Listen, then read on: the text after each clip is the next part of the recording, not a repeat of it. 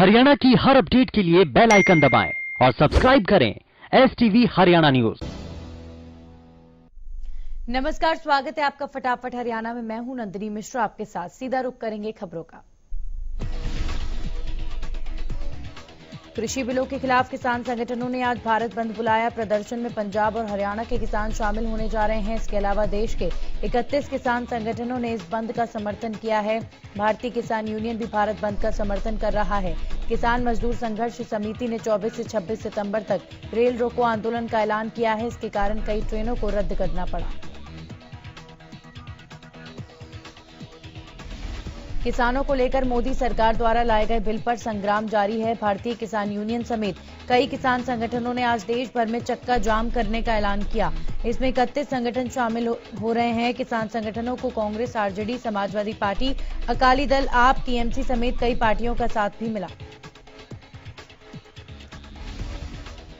आज प्रदेश भर में बुलाए गए किसानों के बंद को लेकर गृह मंत्री अनिल विज ने अपनी प्रतिक्रिया दी। उन्होंने कहा कि लोकतंत्र में सभी को विरोध और प्रदर्शन कर अपनी बात रखने का अधिकार है, लेकिन मौजूदा वक्त सामान्य नहीं। कोविड-19 के संक्रमण को देखते हुए हम सबको सावधानी बरतने की जरूरत है।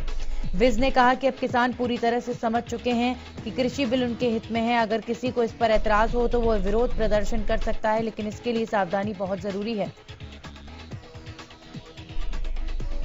प्रदेश के गृह मंत्री अनिल विज ने कृषि अध्यादेश और एमएसपी को लेकर विरोधियों के सवालों का जवाब देते हुए कहा कि एमएसपी पहले से लागू है और इसे खत्म करने की बात किसी ने नहीं की। ऐसे में नया कानून बनाने की कोई जरूरत नहीं है।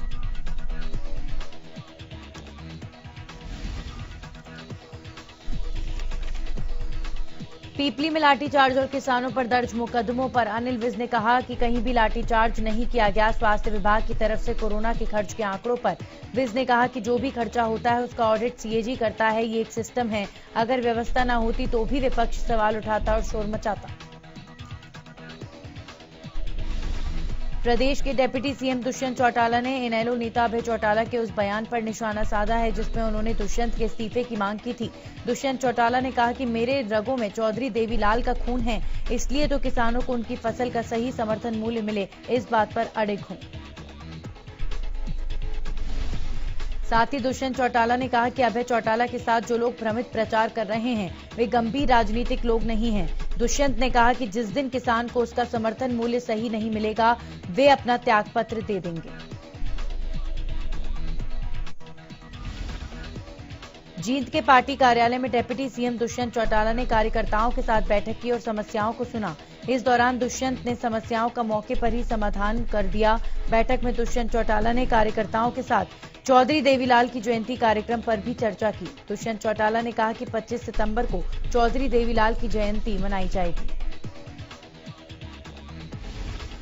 इनेलो नेता अभय चौटाला ने डिप्टी सीएम दुष्यंत चौटाला के बयान पर पलटवार किया। अभय चौटाला ने कहा कि अगर वे अपने आप को चौटाला परिवार का वंशज कहता है, चौधरी देवीलाल का पोता अपने आप को कहता है, तो एक मिनट भी इस पद पर नहीं रहना चाहिए।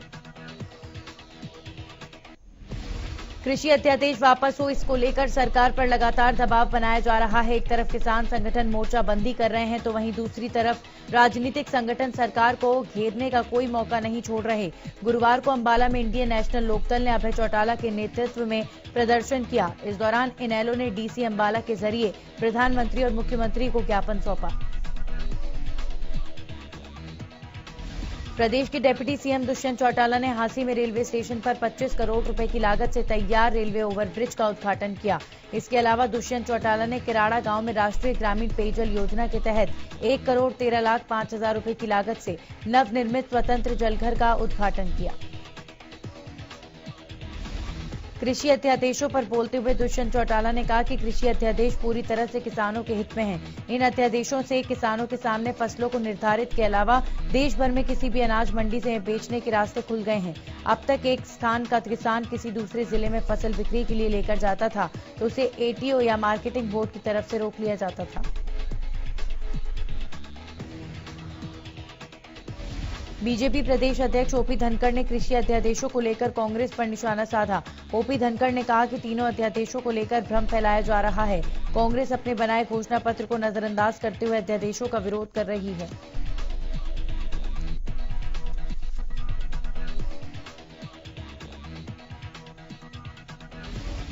धनखड़ ने कहा कि कांग्रेस ने मुख्यमंत्रियों को एक कमेटी बनाई थी जिसके अध्यक्ष भूपेंद्र सिंह हुड्डा थे। हुड्डा ने इन सिफारिशों को लागू नहीं किया। धनखड़ ने कहा कि ये विचार बदलू लोग हैं, दशकों तक बदलाव की बात करते रहे लेकिन बदलाव नहीं किया। केंद्र सरकार द्वारा पास किए गए कृषि विधेयकों को लेकर जहां किसान लगातार विरोध प्रदर्शन कर रहे हैं, वहीं अब कई बीजेपी नेता भी इन विधेयकों के खिलाफ नजर आने लगे हैं। इस पर बात करते हुए रादौर के पूर्व विधायक श्याम सिंह राणा ने कहा कि सरकार के ये विधेयक पूरी तरह से किसानों के हित में नहीं है, क्योंकि वे भी एक किसान है और किसानों का दर्द समझते हैं। इसलिए सरकार को किसानों के आंदोलन को समाप्त कर उनकी मांगों पर ध्यान देना चाहिए। पंचकुला के जिमखाना क्लब में बीजेपी में शामिल हुए पूर्व विधायकों की गुप्त बैठक के बारे में उन्होंने कहा कि वो पार्टी से तो नाराज नहीं है, बल्कि विधेयकों को लेकर थोड़ा परेशान, इसी को लेकर चर्चा की गई।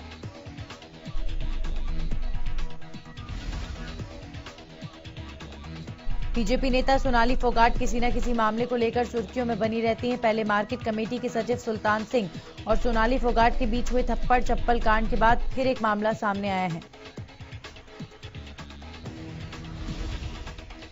बीजेपी के काजला मंडल के अध्यक्ष सुभाष शर्मा ने बताया कि 17 सितंबर को कुछ ग्रुप में एक ऑडियो वायरल हुई थी जिसमें एक बीजेपी कार्यकर्ता और उनकी ऑडियो थी। इस ऑडियो में दूसरा कार्यकर्ता सोनाली फोगाट के बारे में अभद्र भाषा का इस्तेमाल कर रहे थे, जिस पर उन्होंने सोनाली फोगाट के पीए के बारे में कुछ कहा था।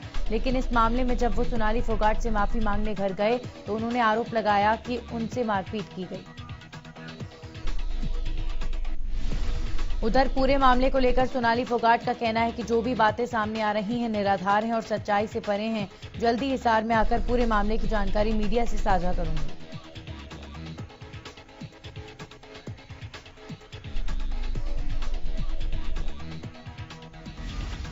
गोहाना पहुंचे निर्दलीय विधायक बलराज कुंडू ने सरकार पर जमकर निशाना साधा। इस दौरान उन्होंने कहा कि बीजेपी सरकार किसान और मजदूर विरोधी है। सरकार ने किसानों को बर्बाद करने का काम किया है। वहीं कृषि बिल पर उन्होंने कहा कि किसान मजदूर को बंधुआ बनाने का काम किया है। बड़ौदा उपचुनाव में जनता इनको सबक सिखाने का काम करेगी। कल देशव्यापी हड़ताल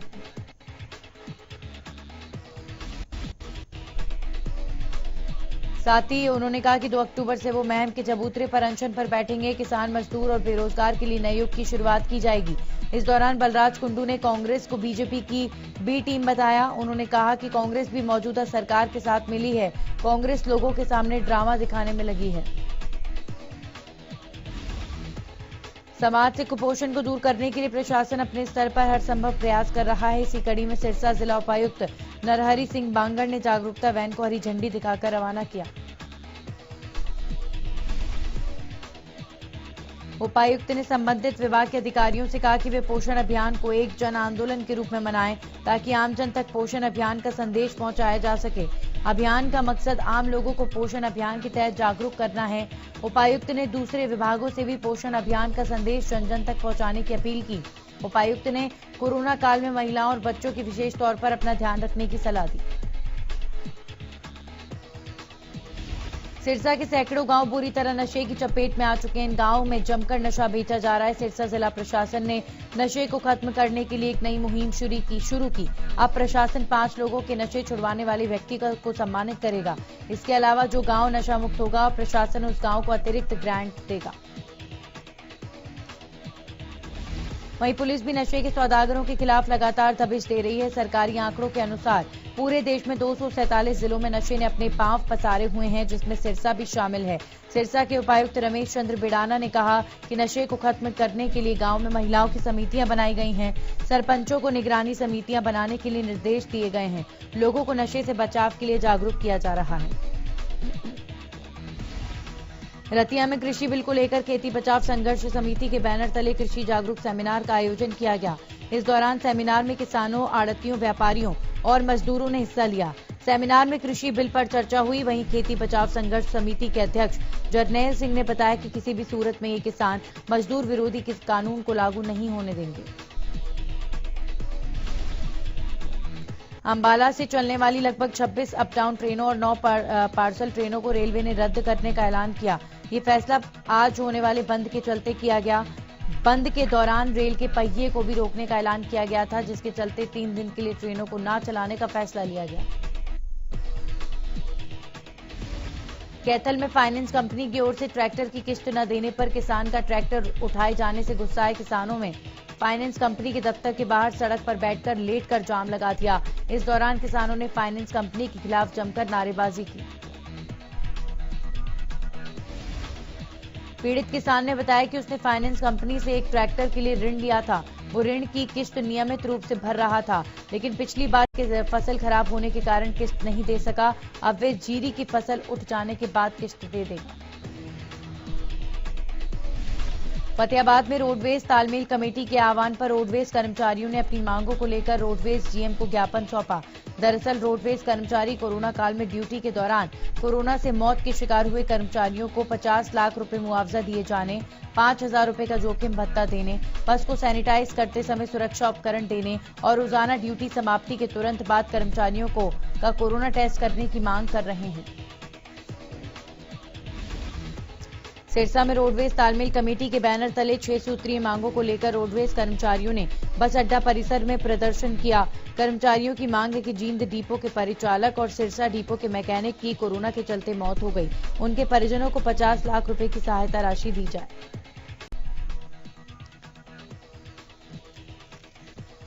कृषि अध्यादेशों को लेकर किसानों और नौकरी के लिए पीटीआई टीचर्स का आक्रोश थमने का नाम नहीं ले रहा। किसानों और टीचर्स के गुस्से का सामने अब सरकार के मंत्रियों को इसका सामना करना पड़ रहा है। गोहाना के बरौदा हल्के के मुंडलाना में कृषि मंत्री जेपी दलाल का ग्रामीणों और पीटीआई टीचर्स के विरोध का सामना करना पड़ा।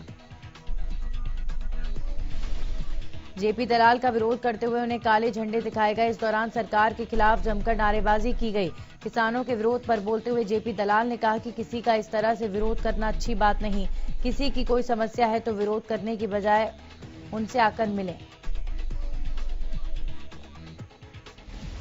वहीं आज भारत बंद के ऐलान पर कृषि मंत्री ने कहा कि भारत बंद का ऐलान किसानों ने नहीं बल्कि कांग्रेस ने किया है।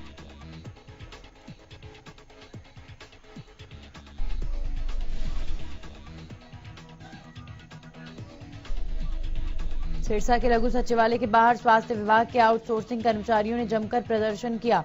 जानकारी के मुताबिक बिना कारण बताए 50 कर्मचारियों को नौकरी से निकाले जाने को लेकर कर्मचारियों में रोष बना हुआ है।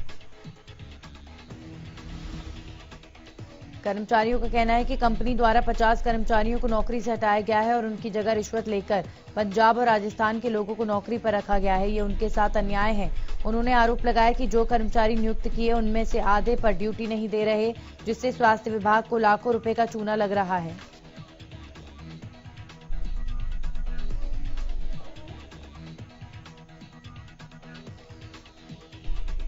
कर्मचारियों ने इस घोटाले की जांच करवाने की मांग भी प्रशासन से की। कर्मचारियों ने नौकरी बहाली समेत अन्य मांगों को लेकर उपायुक्त को संबोधित ज्ञापन एसडीएम जयवीर यादव को सौंपा।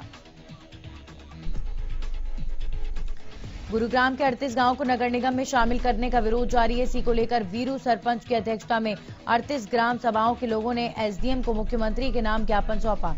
इस दौरान उन्होंने गुहार लगाते हुए कहा कि वो किसी भी हालत में अपने गांव को नगर निगम में शामिल नहीं होने देंगे। साथ ही उन्होंने आरोप लगाते हुए कहा कि निगम केवल गांव की करोड़ों रुपए की संपत्ति और करोड़ों रुपए की एफडी को हड़पने के लिए इस तरह के हथकंडे अपना रहा है। अगर उनके गांव को निगम में शामिल किया गया तो इसको लेकर बड़ा आंदोलन करेंगे। बेरी थाना के चुचकवास चौकी में ग्रामीणों ने जमकर हंगामा किया। दरअसल गांव के सरपंच महेंद्र को जान से मारने की धमकी मामले में पुलिस की कार्रवाई में देरी से नाराज लोगों ने न सिर्फ हंगामा किया बल्कि चौकी में ही धरने पर बैठ गए और आरोपी की गिरफ्तारी की मांग करने लगे। दरअसल गांव की एक महिला से आरोपी राकेश का झगड़ा हो गया था। इस मामले में जब सरपंच ने बीच बचाव की कोशिश की तो आरोपी ने सरपंच को ही जान से मारने की धमकी दे डाली। इस मामले में सरपंच ने पुलिस से शिकायत की, लेकिन पुलिस आरोपी को गिरफ्तार करने में पिछले 2 दिनों से ढिलाई बरत रही थी, जिससे गुस्साए ग्रामीणों ने जमकर हंगामा किया। राजधानी दिल्ली से सटे गुरुग्राम में एक चौंकाने वाली खबर सामने आई है, जहां पर एक दोस्त ने अपने ही दोस्त को महज 500 रुपए के लिए मौत की घाट उतार दिया। इतना ही नहीं, आरोपी ने शव को सिकंदरपुर मेट्रो स्टेशन के पास गटर में डाल दिया, जिससे किसी को भनक तक न लगे। वहीं पुलिस ने शव को कब्जे में लेकर आरोपी की तलाश शुरू कर दी है। पानीपत के मित्तल मेगा मॉल में 3 साल बाद फिर बड़ा सेक्स रैकेट पकड़ा गया। स्पा सेंटर में मसाज के नाम पर सेक्स रैकेट चलाया जा रहा था। ग्राहक भेजकर पुलिस ने छापेमारी की। 2 स्पा सेंटर से 11 युवतियां समेत 14 लोगों को गिरफ्तार किया गया। स्पा सेंटरों से आपत्तिजनक सामान के साथ ही बंद कमरे में युवक युवती भी आपत्तिजनक हालत में पकड़े गए। यमुनानगर के बाड़ी माजरा में सीएम फ्लाइंग की टीम ने ग्लू बनाने वाली 2 फैक्ट्रियों में छापेमारी की। इस रेड से जिले के यूरिया और ग्लू कारोबारियों में हड़कंप मचा रहा। वहीं जानकारी के अनुसार सीएम फ्लाइंग की टीम को यह सूचना मिली थी कि ये फैक्ट्रियां अवैध रूप से चल रही हैं और यहां किसानों की खेती में इस्तेमाल होने वाला यूरिया इस्तेमाल होता है।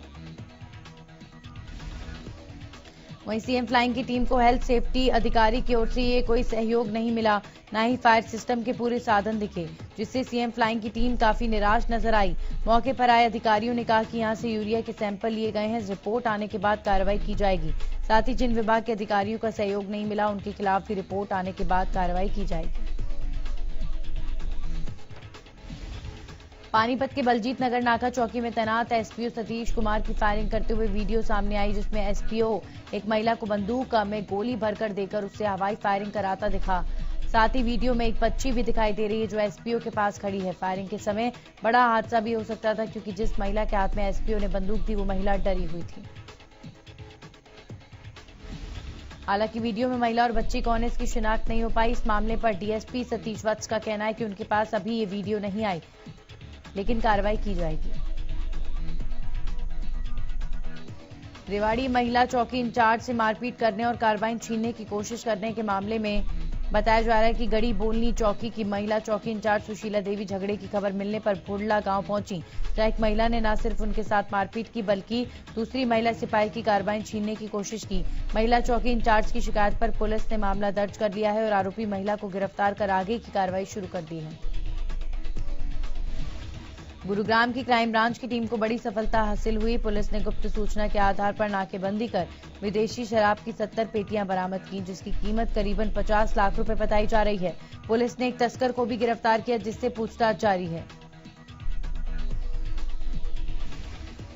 करनाल के कोट मोहल्ला में युवक की खुदकुशी का मामला सामने आया। खुदकुशी के कारण घरेलू कलह बताया जा रहा है। फिलहाल असल वजहों का खुलासा नहीं हो पाया। पुलिस ने शव को कब्जे में लेकर पोस्टमार्टम के लिए भिजवा दिया और मामले की जांच शुरू कर दी है। और इसी के साथ फटाफट हरियाणा में इतना ही।